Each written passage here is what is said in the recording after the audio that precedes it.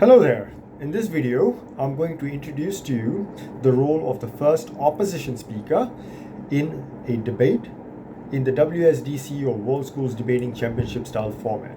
Now, the first opposition speaker opens the debate on behalf of the opposition team in a debate. No brainer there, right? And the first opposition speaker is the second speaker in the whole debate. And what that means naturally is that compared to or as opposed to the first proposition speaker, the first opposition speaker is going to have more to do, because unlike the first proposition speaker who has no one having had spoken before him or her, the first opposition speaker has to respond to whatever was said or whatever was introduced into the debate by the first proposition speaker. Right? So first and foremost, what does a first opposition speaker need to do that the first proposition doesn't? The first opposition speaker has to respond to the definition of the motion, or the way in which the motion has been defined by the first proposition speaker. Is it a reasonable definition? Is it not a reasonable definition? Do you accept the definition as it is entirely, as defined by the first proposition speaker? You need to respond on behalf of your team, right? This is the first thing. Second, you need to respond as a first opposition speaker to the contextualization, the characterization of the debate, right? This is the second thing you need to do. Then you need to look at the parameters, the burden of proof that have been laid upon the opposition team, perhaps by the proposition first speaker. Are they reasonable? Are you happy with that or content with that as an opposition team? You have to speak on behalf of the team. Are you okay to debate on the terms that have been set up with prop? If not, what do you think should be the nature of the debate from that point onwards? You need to come up with that response, right? These are the two first primary duties of the opposition speaker when the debate opens on the side of the opposition team, on behalf of the opposition team, through the first opposition speaker. Then you need to go on to tell me, okay, let's respond to the motion itself.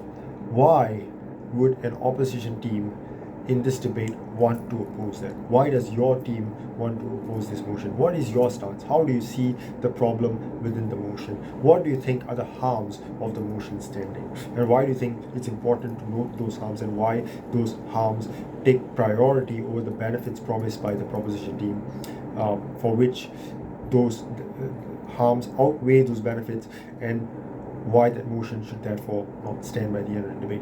Something like a quick executive summary, just a very short one at the head of a report, right?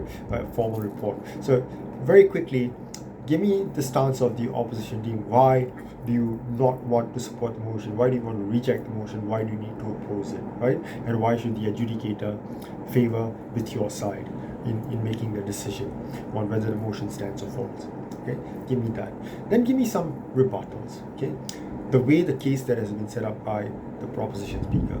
Give me a rebuttal to that, a constructive rebuttal, which is in itself an argument. It's a negative argument. It's not a positive argument because it's not a substantive argument in favor of your team necessarily, but it's something that directly negates or criticizes or takes away from the adequacies of the arguments or the material presented by the other team. So give me a constructive rebuttal, right, as to why that case that the proposition's first speaker has set up is problematic. And then look at the individual arguments that the first proposition speaker has introduced into the debate in his opening speech, and tell me what's wrong or inadequate or what's problematic about those arguments in terms of what has been presented there in those arguments, or in terms of how they've been presented to the House, right? So give me rebuttals. Now, be careful not to spend too much time on rebuttals, because you also, as an opposition speaker, whether you're first or second or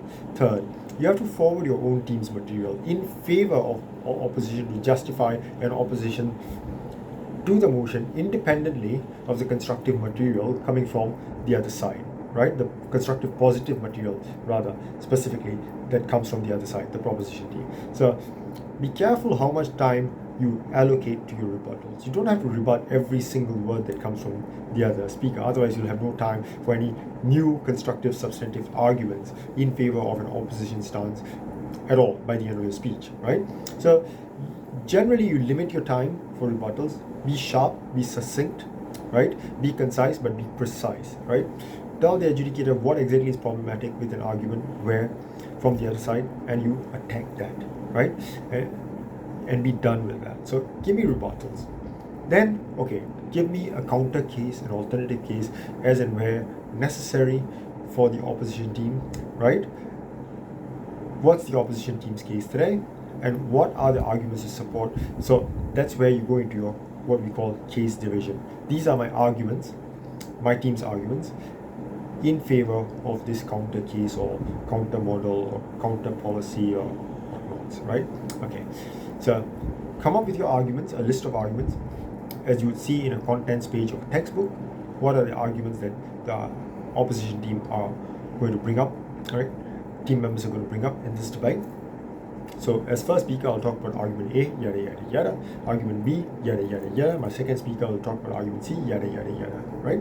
Just make sure that the first and second speakers have an even number of arguments, or the first speaker has more constructive arguments than the second speaker, and not the other way around. Right? Okay.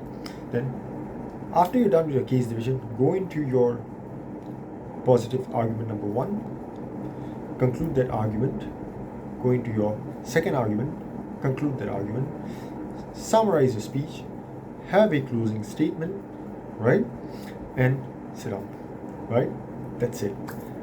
That's the role of the first opposition speaker, as simply put as possible in a debate. All the best.